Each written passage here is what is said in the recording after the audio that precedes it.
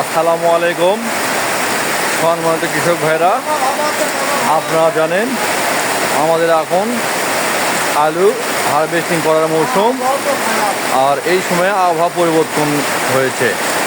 আপনারা জানেন যে বর্তমানে এখন বৃষ্টি হচ্ছে।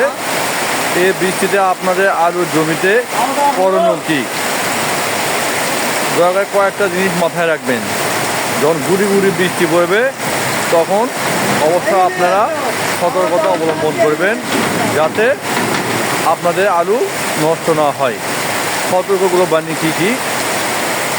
প্রথমত আপনাদেরকে আলুর জমির নালাটা একটু গভীরভাবে খুঁড়তে হবে এবং ওই আলুর নালাগুলো আপনারা পানি যাতে বাইরে যেতে পারে সেই জন্য আপনারা বিভিন্ন জায়গায় জমির বিভিন্ন জায়গা থেকে নালা করে আলুগুলো বের করে দেবেন। তাহলে আপনার আলুগুলো পানি নিষ্কাশনে সহায়তা করবে। আর দ্বিতীয়ত আলুর জমিগুলোতে আপনারা কখনোই আলু কোদাল দিয়ে খুঁড়ে রাখবেন না। তাহলে আপনার আলু যদি খুঁড়ে রাখেন তাহলে পানি ধরে ওটা পচনের তৈরি হবে।